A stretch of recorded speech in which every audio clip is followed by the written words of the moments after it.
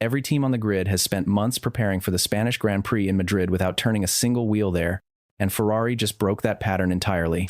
While every other team is still working off computer models and laser scans, Ferrari sent Lewis Hamilton and Charles Leclerc to physically drive the new Madring circuit in a current Formula One car, months before anyone else gets the chance. Officially, this is called a filming day, and that sounds like nothing more than a marketing exercise, some onboard shots for sponsors, a few laps for the cameras. Teams don't burn one of only 2 promotional sessions they get all year on something pointless, so why did Ferrari use theirs on a track that won't host an actual race until September? What can they really learn from 200 kilometers of restricted running? And could this quiet little session in Madrid end up shaping how competitive Ferrari is once the championship actually gets there? Here's what this video covers: what Ferrari can gain from this, what they're legally locked out of, and why the timing of this decision says a lot about how far ahead the smartest teams in this sport are already thinking. Madring organizers invited Ferrari to be the first team to run a current car on the new circuit, and Ferrari said yes.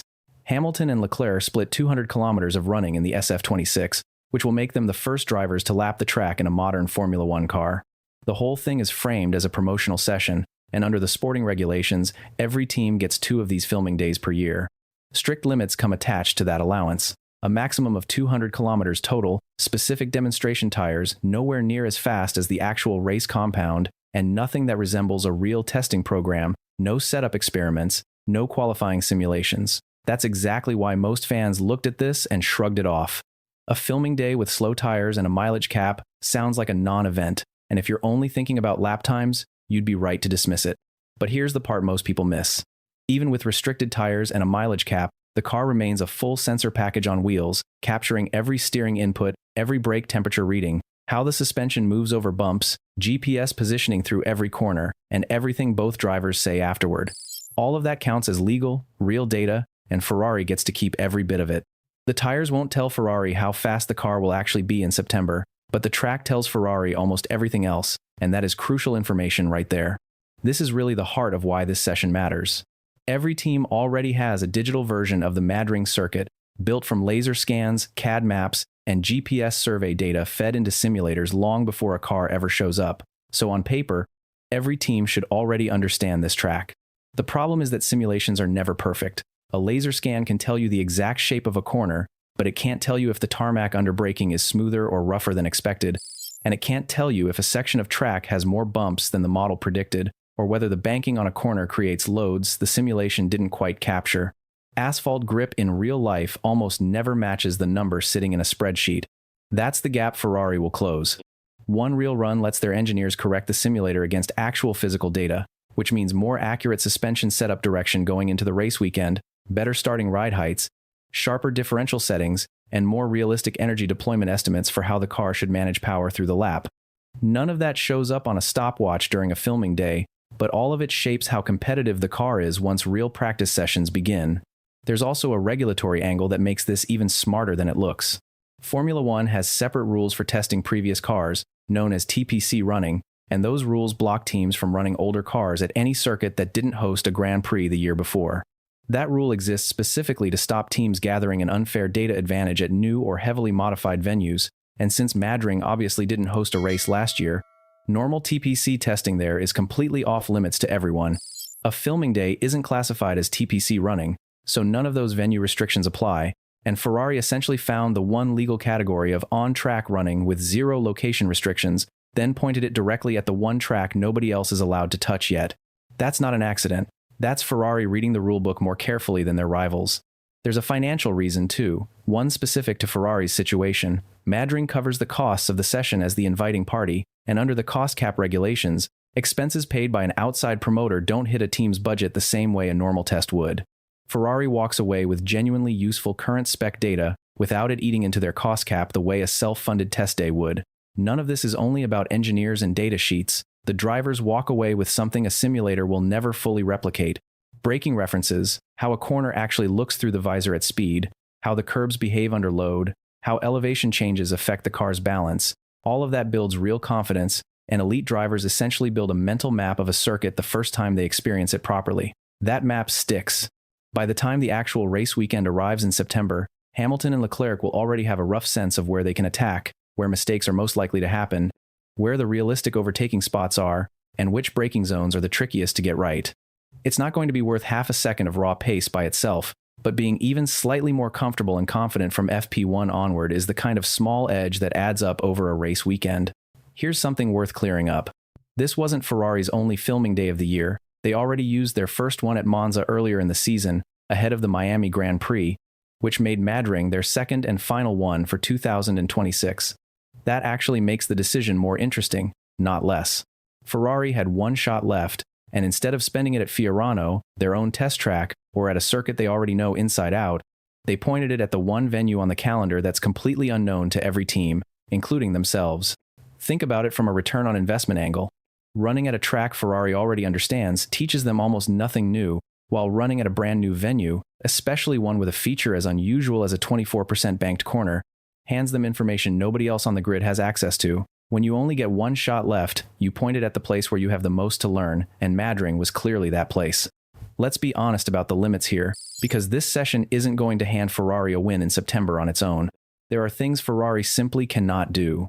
No setup experimentation with race spec components, no tire development work since they are on demonstration tires, no qualifying simulations, and no race strategy testing. All of that stays completely off the table under filming day rules.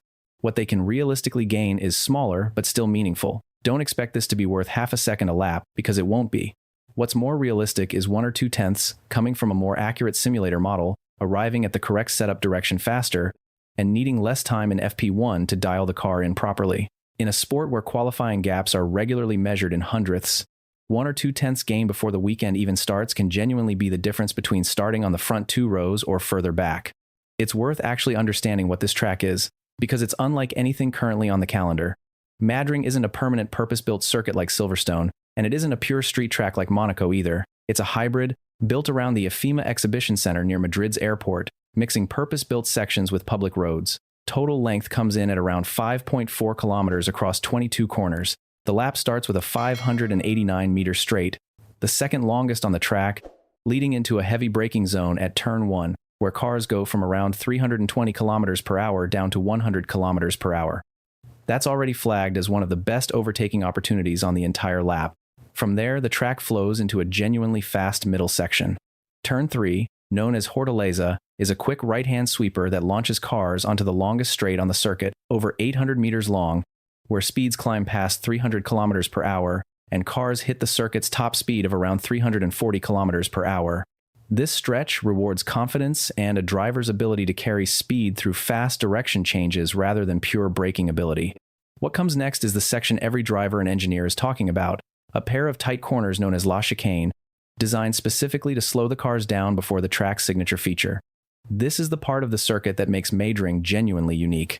Turn 12, La Monumental, is a banked corner around 550 meters long with roughly 24% banking, one of the steepest bankings anywhere on the current calendar. Drivers are expected to take it at speeds around 280 to 300 kilometers per hour, spending close to 6 seconds inside the corner itself, experiencing sustained lateral forces the whole way through.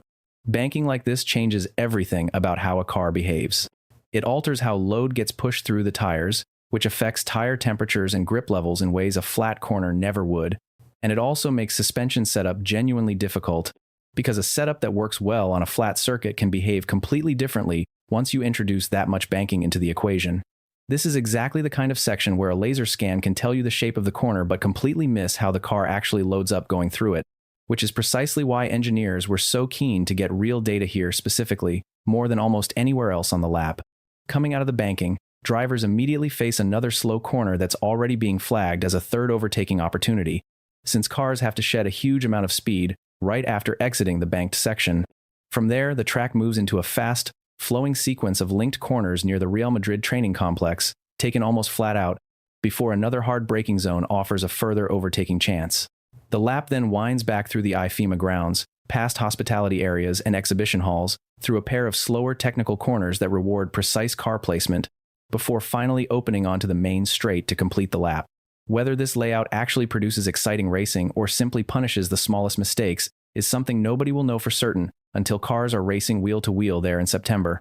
Based on the mix of high-speed sections, heavy braking zones, and that banked corner, there's real reason to think this could be one of the more entertaining additions to the calendar in years. and I'm genuinely curious to see how it plays out once the tires and speeds are for real. Strip away the headlines, and this story is not really about 200 kilometers of restricted running. It's about how the smartest teams in this sport treat every legal opportunity as worth exploiting, no matter how small it looks on paper. The teams that win consistently don't wait until Friday practice to start learning a new track. They start months earlier, using every tool the rulebook allows, even something as limited as a filming day. Ferrari won't roll into Madrid in September knowing everything about that circuit. Nobody can, not from one 200 kilometers session on demo tires. But they'll arrive knowing more than everyone else on the grid, and in a championship this close, that's often all the edge you actually need. Let me know in the comments if you think this Madrid session actually gives Ferrari a real advantage in September, or if you think it's being overhyped. And if you're into deep dives like this on the technical and strategic side of Formula One, subscribe, because there's a lot more of this coming as the season heads toward Madrid.